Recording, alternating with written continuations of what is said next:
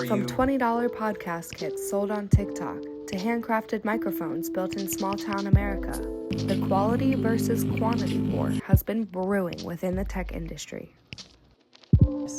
Sure, I represent America's entire wholesale distribution industry. These are the people that keep the supply chain moving every day. We deliver everything from food to building materials to medical equipment and medical supplies. And, you know, the good news is, Dana, is we manage disruptions in the supply chain every single day.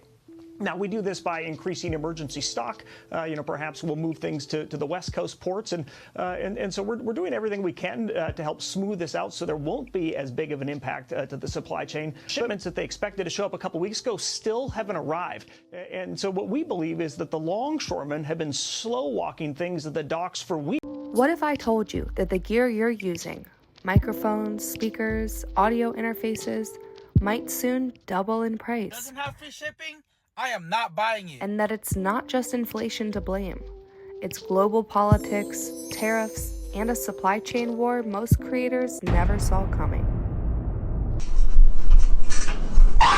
Access to that quick and easy route could soon become a thing of the past. Since World War II. Trump's tariff wrecking ball careens through the markets. Asia. Uncertainty about President Trump's tariffs again affecting markets there. Andrew and I were talking about where the markets may go in the next days or weeks, but you have said anybody who thinks that this tariff story has been resolved should be...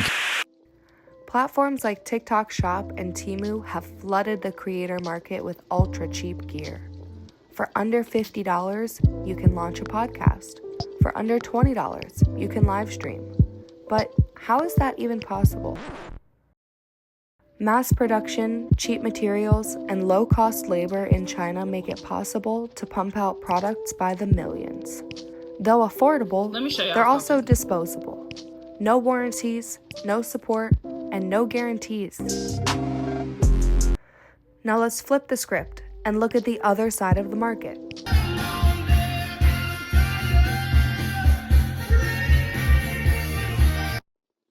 Brands who manufacture and assemble everything right here in the USA.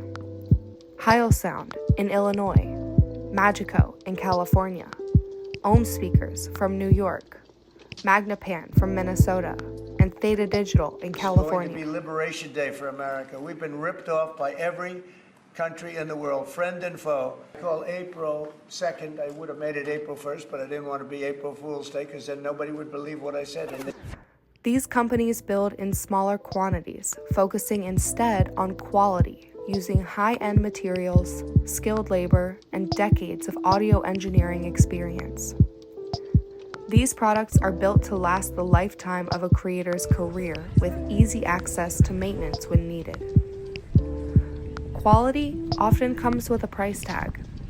Easily available and inexpensive gear can be unreliable.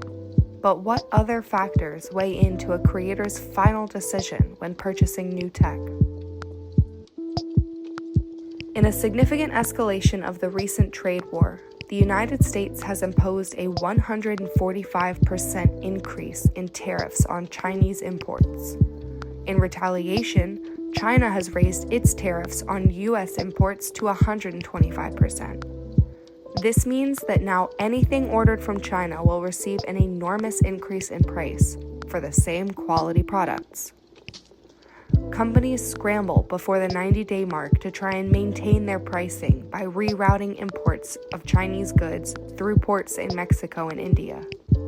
An increase in shipping times is still expected, and many TikTok Shop sellers can't afford to ship at scale if tariffs keep rising at this rate. These changes are pushing not just creators, but all American consumers to reevaluate their decision-making process when purchasing. Is it just about price, or is it also about values? What kind of an economy are you supporting, and what are you getting out of it? We've all bought something cheap that didn't last, but in this instant gratification culture, is it really that old-fashioned to save up for something worthwhile? Whether you're buying your first mic or building a full studio, now's the time to ask, who made this? And what am I really paying for? Subscribe for more deep dives into the creator economy, modern media discussions, and more.